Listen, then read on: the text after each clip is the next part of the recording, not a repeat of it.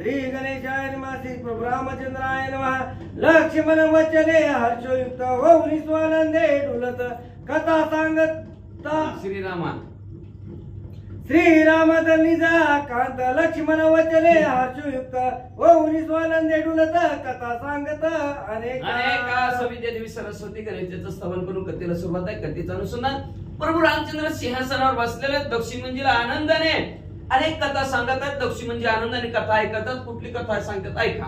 श्रीराम म्हणे लक्ष्मणा तुझ गेले असता वना मागे 4 दिवस राजकारणा मन नाही. प्रभू रामचंद्र म्हणाले लक्ष्मण म्हणजे तू 4 दिवस सीता माऊलीला सोडवाय गेला. मी 4 दिवस राज्यकारभार चालवत होता. मन बी लागणार नाही हो लक्ष्मण म्हणजे तुमच्याशिवाय सारखं ध्यान येत होतं. तरी आता नगरीचे जन बोलावी शेटे महाजन आणि पुरोहित प्रधान राजकारणा लागून. तर आता सगळे गावातले लोक असणारे बोलव म्हणजे महाजन शेठ सावकार सगळे असणारे राजे प्रधान बोलव आपण सभा भरवू. जो देशीचा भूपती होऊन न करी राजनी तो जाईल आदपाती नगराय. लक्ष्मण म्हणजे ऐका जो राजगावचा राजा झालेला आहे त्यांनी जर असणारी राजनीती बरोबर जर नाही केली तर तो असणार नरकाला जातो. पूर्वी एक नरक नावचा राजा होता आणि त्यांनी राजनीती राज्यकारभार बरोबर चालवला नाही. तो नरकाला गेला. कसा गेला ऐका. लक्ष्मण म्हणे श्री रघुनाथा नृगा कोण काद पाता गेला काय कारण सर्वता ते मज प्रती सांगितले. लक्ष्मण म्हणजे उठलं प्रभू रामचंद्र म्हणले कोण होता तो नरक राजा आणि त्या नरक राजा म्हणजे असणारा काय चुकला राज्य करताना कसा नरकात गेला सांगा. नृग कोण देशाचा भूपती कोणाचा पुत्र रघुपती काय चुकला म्हणून यादपाती कोणे कर्मे जिकी गेला. सांगा हा नरक राजा कुठल्या देशात होता कुणाचा मुलगा होता आणि काय राज्य कारभार करत असताना काय चुकला म्हणून तो नरकाला गेला त्याची माहिती सांगा. कोणी लक्ष्मणाचे वचन श्रीराम सच्चिदानंद घन नृगरायाचे समूळ कथन सांगता झाला. लक्ष्मणजीचं पण प्रभू रामचंद्राने ऐकलं. सच्चिदानंद स्वरूप असणाऱ्या प्रभू रामचंद्र नगराजाची कथा सांगायला सुरुवात केली. ऐका सौमित्र पूर्वी कथन नगराय धर्म परायण ब्राह्मण भक्त करी प्रजापाळपण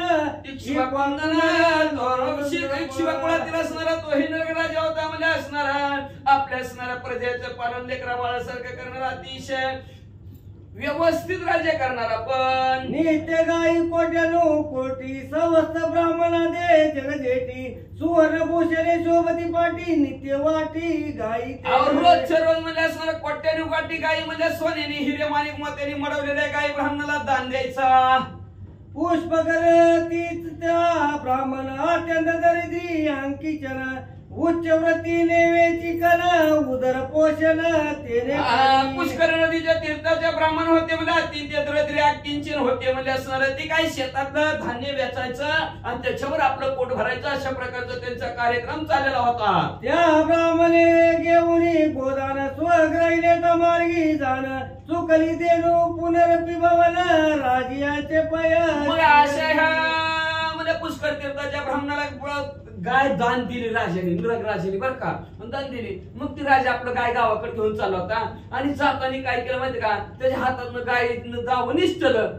गाय चुकली आणि परत नरक राजाच्या घरीच माघारी गाय आली. दुसऱ्या दिवशी रजी आले शेवीची केली कोटी गोदने त्यामध्ये देणू आणि ब्राह्मणे संकल्पनी ती गाय घरी आली. राजाला काय माहिती त्याची त्याला दान दिलेली गाय माघारी आली. राजाला माहिती नाही. दुसऱ्या दिवशी दुसरा ब्राह्मण आला. मग आपण रोज कोट्याने कोटी गाय दान करणारा ह्या गायीत ही माघारी आलेली गाय मिसळल्याबरोबर त्यांनी ती बी गाय दुसऱ्या ब्राह्मणाला दान देऊन टाकली. ब्राह्मणे घेऊन देणूशी नेली आपल्या नगराची तवयरीकडे पुष्कर वासी स्वेदनुसी पाहता. मग ब्राह्मणाने ती गाय दान आलेल्या आपल्या गावाकडे घेऊन गेला. मग हे असणारा पुष्करच्या तीर्थाच्या ठिकाणी राहणारा ब्राह्मण गायला शोधत म्हणले ह्या नरकराजाच्या वस्तीवर आला. मजरायाने देणू दिली ते माझ्या प्रारब्धाने नेली तरी कोणी काय आशेला गेली ते शोधून. मला राजाने असणारी चांगली गाय दान दिली होती पण माझ्या नशिबात नव्हती. माझ्या प्रारब्धाने माझ्यापासून पळून गेली. आता पण कसं कासाना तिचा शोध घेऊ. उपवासी तो दिजेवर हिंडत झाला नगरे नगर उपवासी पडला एक संवत्सर देणूची शुद्धी.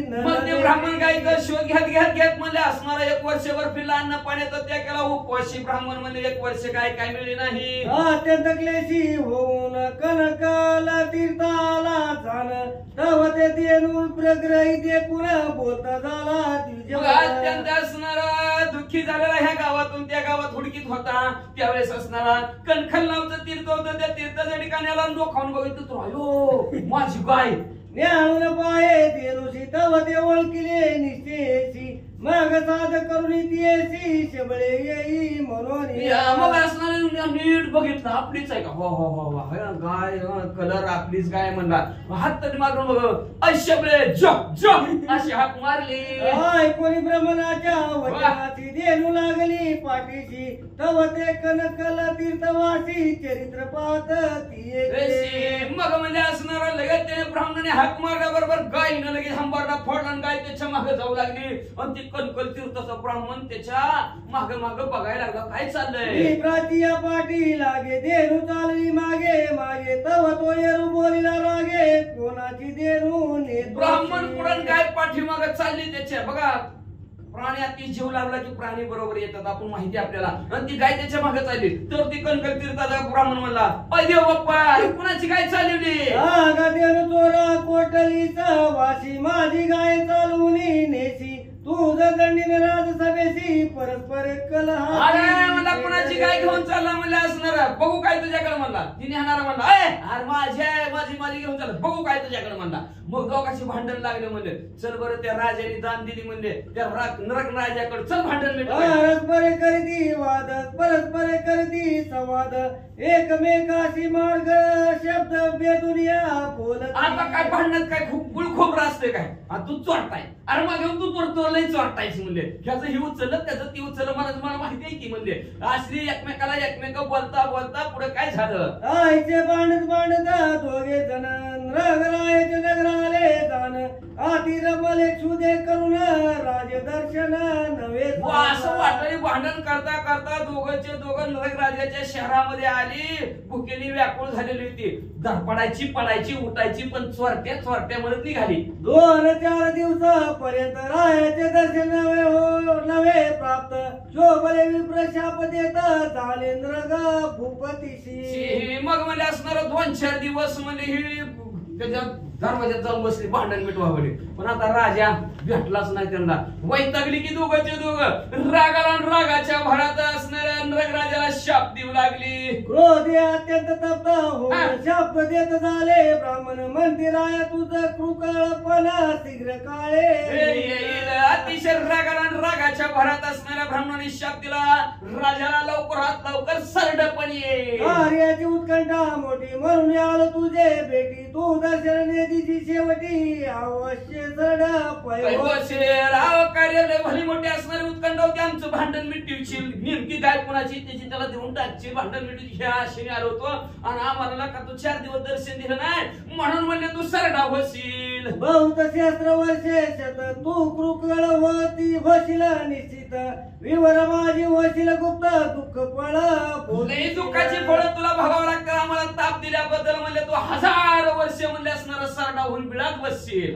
कोणी विप्रांचा शाप राज झाला अति संतप्त मग ब्राह्मण बोलवून समीप प्रार्थिता आपण. राजाने ब्राह्मणाचा शाप ऐकला दोघांची प्रार्थना केली जवळ बोलवले काय म्हणतात. राजा म्हणे ब्राह्मणाशी देणूच्या प्रतिनिधी घ्या देणूची ब्राह्मण मंदिराय परियशी आणि का देणूचे कोण काम. मग राजाने विनंती करू लागला महाराज तुमचे आहे तुम्ही घेऊन जावा तुम्हाला दुसरी देतो. नाही मला हीच पाहिजे. दुसरं 10 देतो तुम्हाला त्याच्याबद्दल. नाही मला हीच पाहिजे. अशी दोघांची म्हणजे दोघं पण एकाच गाईवर ठाम झाली. पुढे काय झालं.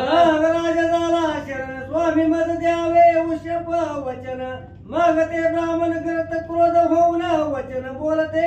मग राजा मला असू दे बाबा काय तुमची तुम्ही भांडण मिटवा म्हणला पण मला उशाप द्या बाबा. मला कुणी बी कोणची बी काय नाही आपण काय करू म्हणले असणार. बघा देते घेते आहे का नाही मी मानतो.